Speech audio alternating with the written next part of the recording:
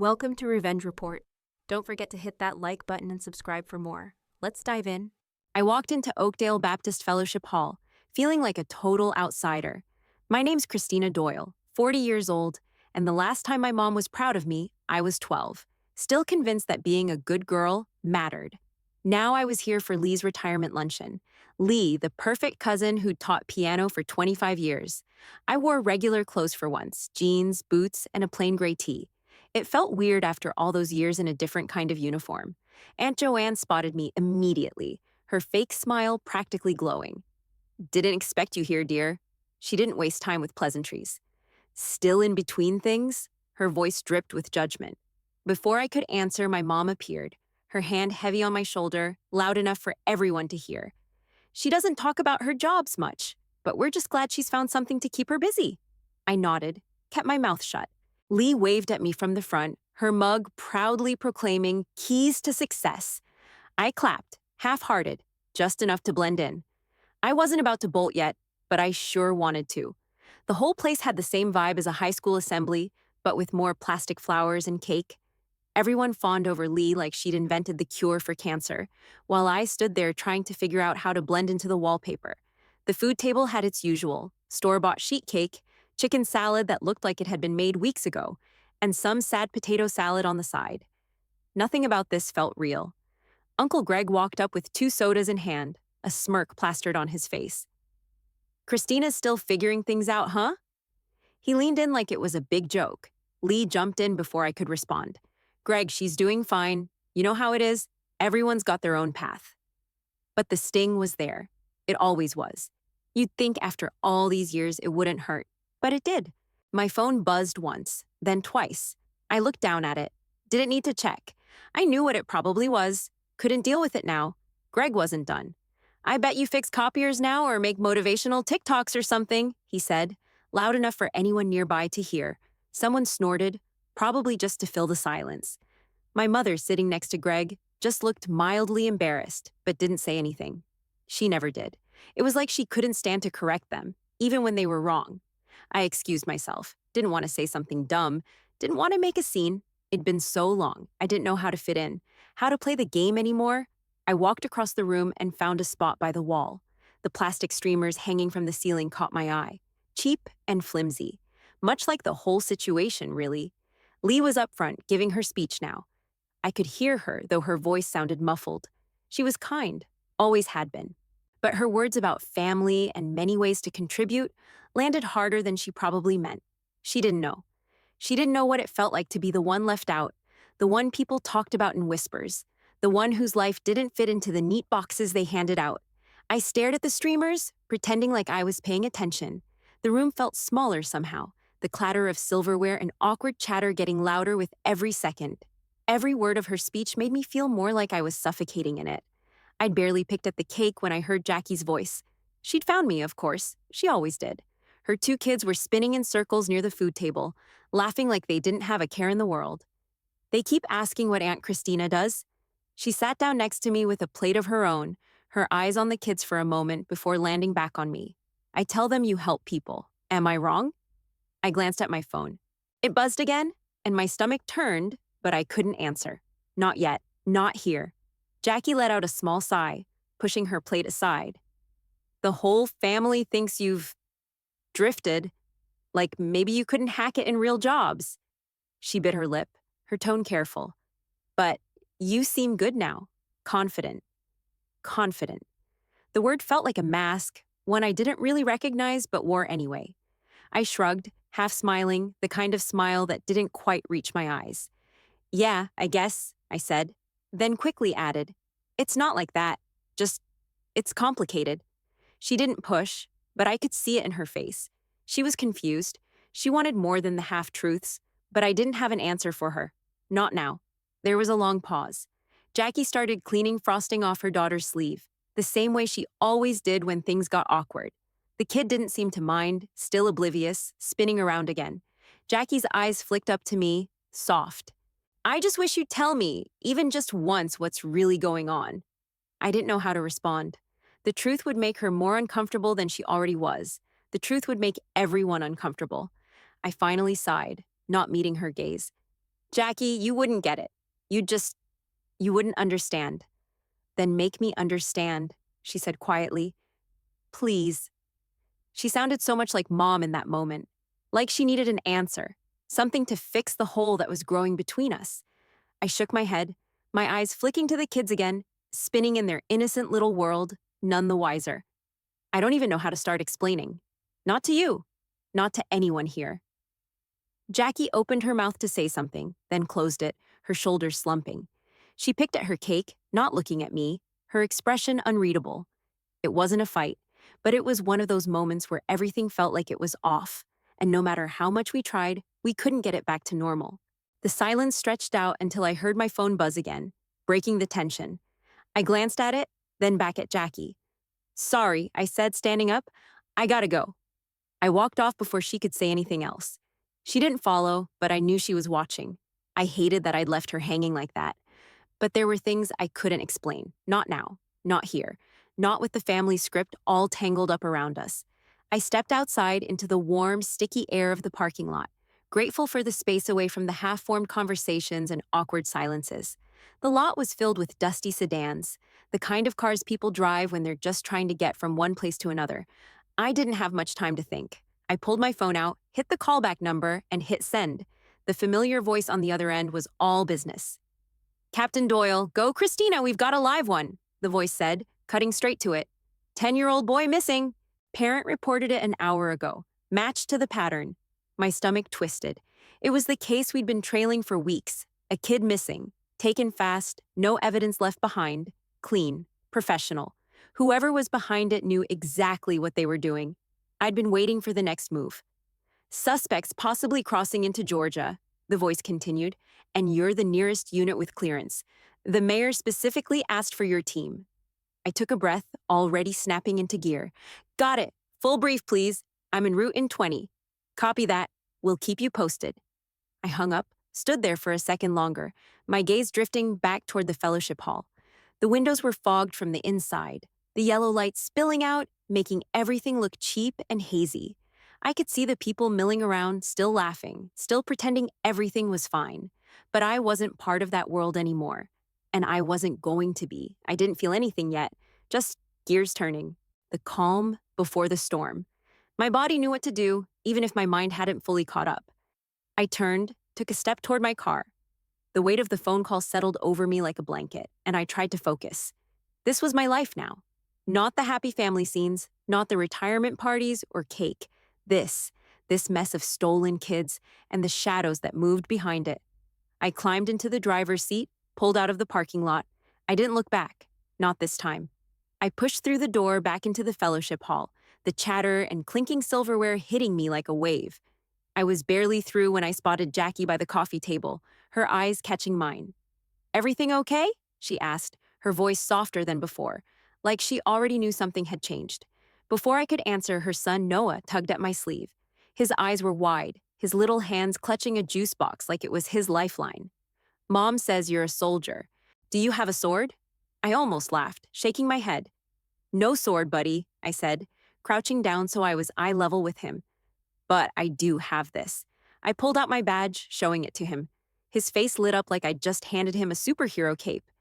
Wow, he said, grinning ear to ear. Jackie didn't smile. She just stood there, frozen for a second, eyes locked on the badge.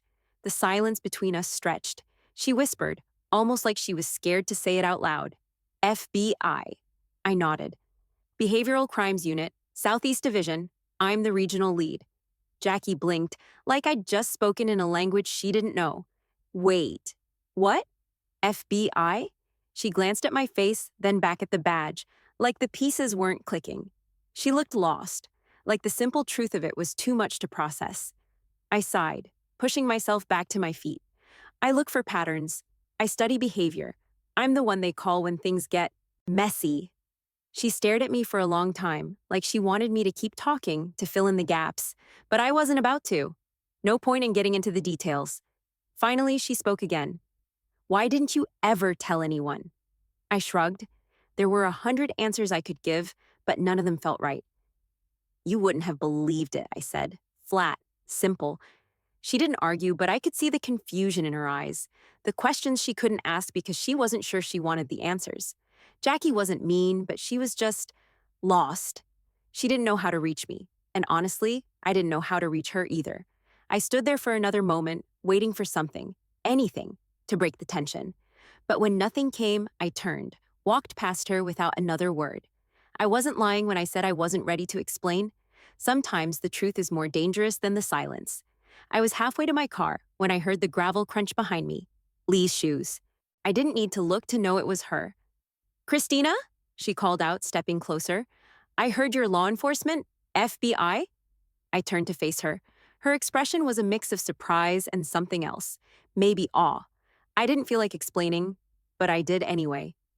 "Yeah, FBI." She blinked, processing it, then asked, "Like, the shows?" I almost laughed. "Kinda, but worse lighting," I said, trying to make it sound lighter than it felt. Lee's face softened. She didn't laugh, didn't make some joke or try to lighten the tension. She just stood there, her eyes on me like she was waiting for me to keep talking. I wasn't ready for her to understand, but I owed her more than the silence I'd handed out before. She took a small step closer, lowering her voice. "Why'd you keep it secret, though? I mean, your family." I hesitated, then let it out. The truth. People treat you different. They want war stories, gossip, answers you can't give. You become a novelty, or worse, a threat. Lee's gaze softened even more, her lips pressing together. "Or they don't believe you," she said, quiet. I nodded. "Yeah, that too." She was the only one who ever really got it. The only one who seemed to understand the weight of it all, without trying to fix it or make it easier. I opened my mouth to explain more, but she stopped me with a hand on my arm, gentle. "I get it," she said. "I really do." And for the first time in years, I felt like I didn't have to explain anymore. She already understood. "Come back after?" Lee asked, her voice lighter. "Let's have coffee. You can tell me what you can tell me." I smiled, the weight in my chest loosening just a little. "I will." Promise. I turned toward my car, but I could still feel her watching me. She wasn't judging, wasn't expecting anything more, just letting me walk away. I slid into the driver's seat, started the engine, and pulled out of the parking lot, the gravel crunching behind me. I wasn't looking back this time, not to the hall, not to any of it. Just the road ahead.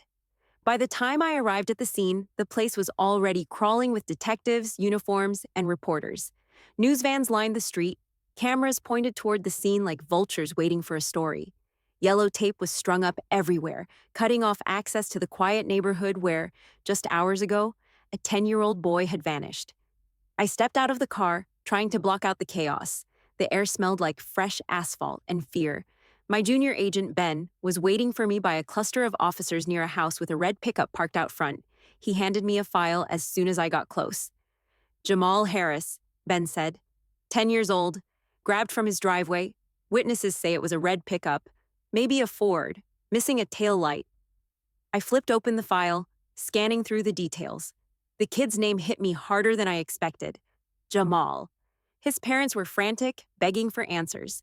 I could hear the wail of a siren in the distance, blending into the background noise of parents talking over each other, trying to make sense of it all. I looked around, scanning the neighborhood. The houses were too close together, making it a nightmare for a suspect to move quickly without drawing attention. The more I thought about it, the more I realized this wasn't someone trying to keep a low profile. The kidnapper had been fast, bold. They knew exactly what they were doing. Ben spoke again, quieter this time. "Sheriff's over there." He pointed to a tall man in a Stetson standing at the edge of the crowd, watching everything unfold with an unreadable expression. I made my way over to him, my boots crunching on the gravel. The sheriff didn't turn when I approached, but I could see his shoulders stiffen. I wasn't sure if it was because he recognized me or because of what I represented. "Sheriff," I said, keeping my voice steady, "I'm Agent Doyle. We'll take point on this. I need full cooperation, no politics. Understood?" He turned slowly, locking eyes with me. "Yeah, I understand." "I'm sorry about your nephew," I added, trying to keep it professional. The sheriff didn't respond right away, just looked at me like he was debating something. Then his face softened, and he gave a sharp nod. "He's my sister's kid. I called your unit in. We need all the help we can get." I felt a twinge of something, a mix of empathy and professionalism. I didn't know what it was like to lose a child, but I'd seen it enough to know the kind of devastation it caused. "We'll do everything we can," I said, "but I need you to make sure everyone follows protocol. No loose ends. No one goes off script. Understand?" He nodded again, a little faster this time. "You'll have my full cooperation." "Good. And I need you to do one more thing," I said. "Call Carl Doyle, Oakdale Police Chief, my father." He raised an eyebrow. "Your father?" "Yeah," I said, making it sound like no big deal. "Just tell him I need him here. It's a family matter." He didn't ask any more questions. Instead, he pulled out his phone and stepped away to make the call. I stood there for a moment, watching him dial, trying not to think about what this meant. It was bad enough I was on this case in the first place, but having to bring my father into this, felt like it would only make things worse. But there was no turning back now. The boy was out there, and I couldn't afford to waste time, not for anyone. I watched as the sheriff stepped away from me, phone in hand, his face hard to read. He spoke low, but the words still carried across the quiet distance between us. "She's here now. Christina, FBI, says she's taking point." There was a pause, a long one. Then I heard the sharp intake of breath on the other end, followed by his next words. "No, Carl. That's your daughter." I felt a flicker of something in my chest, a flash of cold recognition. Carl, my father. Of course.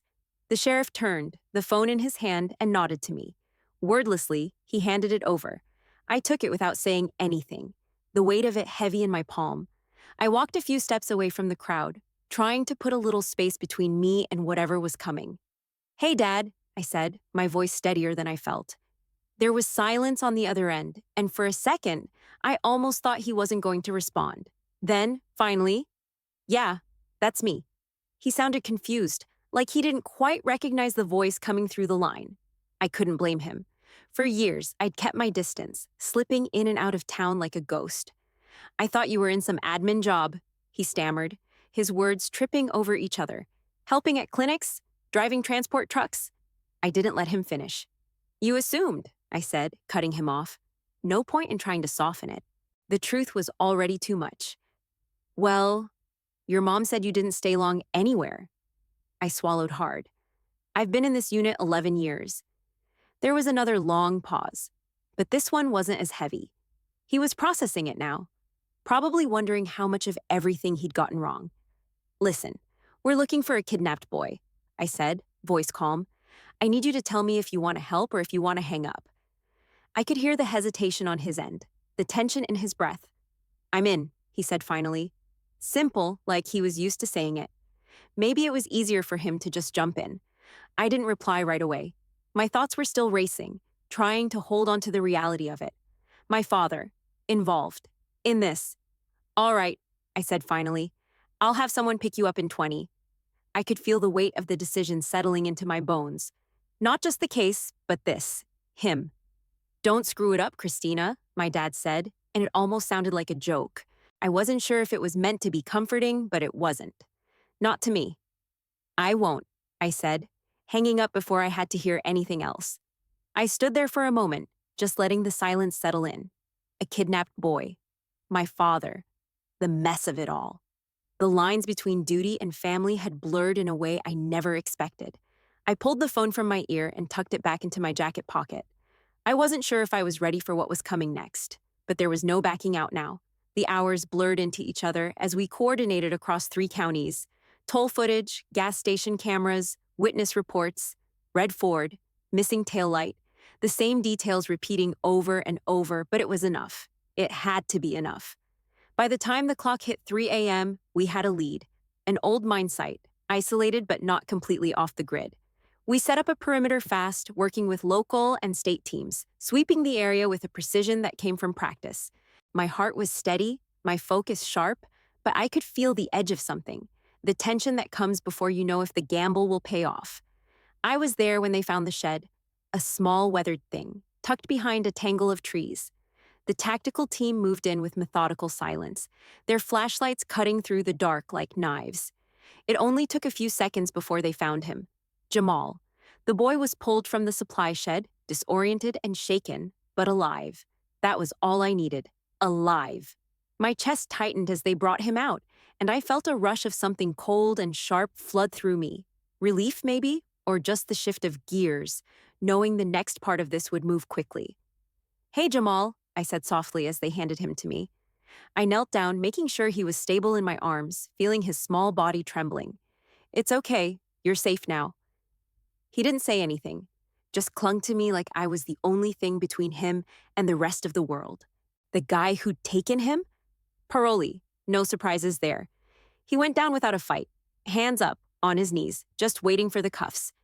It was like he knew the end was coming. Didn't even try to run. I didn't care about him, not tonight.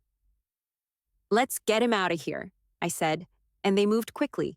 EMTs were already on the scene, ready to take Jamal from me. They rushed forward with a gurney, getting him stabilized. The press was already starting to gather, the bright lights flashing from behind the barricades, the cameras rolling. Someone shouted my name as I passed, but I didn't stop, didn't even glance back. I wasn't here for them. I wasn't here for their sound bites or their questions. I was here for Jamal. I carried him to the ambulance, the weight of him suddenly real in my arms. He was small, light, and the weight of the whole situation hit me with the force of a punch to the gut. We'd gotten him out. He was alive, but the kid would never forget what happened, and neither would I. By the time I got back to town, the sky was lightening, the first signs of dawn creeping over the horizon. The case was over. The boy was safe, but the rest of it? It was still sitting heavy in my chest, waiting for tomorrow, waiting for the next case, the next mess. I wiped my face with the back of my hand, exhausted but alert, the rush still buzzing in my veins. The streets were quieter now, and the sun's first light flickered across the windshield, lighting up the dust that had collected on the hood. I hadn't even realized how badly I needed to sleep, how much I was running on fumes. But that wasn't the part that lingered. It wasn't the exhaustion or the press. It was the small body in my arms. Jamal's face, the way he clung to me like I could protect him from everything. I couldn't, not all the way. But tonight we'd won. Tonight we'd gotten it right. I stopped at my parents' house, unsure if I was ready for whatever came next. The driveway was empty, the house still quiet except for the hum of the TV in the background. My dad opened the door before I even knocked, his eyes bleary with sleep, confused. The news was on, and there I was. Christina Doyle, FBI Unit Chief. My face, too familiar in its starkness, flashed across the screen. "Christina?" he muttered, still trying to piece it all together. "What the hell?" My mom walked in behind him, her mouth hanging open. She hadn't seen the footage yet. She just stared at the screen, then at me, like something about it wasn't quite real. I didn't say anything at first. I just let the footage talk for me. The camera cuts to me holding Jamal, EMTs rushing forward. The angle was too clean, too polished, nothing like the chaos of what had really happened. But there it was, my face framed by the lights and the urgency. "Why didn't you say anything?" My dad finally broke the silence, his voice softer than I expected. His eyes were searching mine, like he needed an explanation he wasn't sure he wanted. "Because you weren't listening," I said, flat and final. "You never were." The words landed between us like a stone dropped in still water. The silence that followed felt heavy, but I didn't take it back. They weren't hearing me before, and nothing had changed. I took a breath and started talking, keeping it simple. "I've been in this unit for 11 years, Dad. I've been tracking cases, working profiles. You remember the missing kids on the news, the ones that never made it? That's been my job. I'm the one who finds them." My mom's eyes watered, but she didn't speak. She just stood there, like the pieces were finally falling into place, and it hurt more than it should. My dad, on the other hand, just stared. I couldn't tell if it was pride or guilt in his eyes. Maybe both.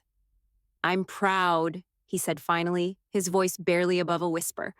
"I mean it." I nodded, feeling the weight of it. "That means something, but it's not why I came back." I turned to leave before they could say more. The door clicked shut behind me, but I couldn't escape the feeling that this was unfinished, that we were still standing on the edge of something we weren't going to fix today.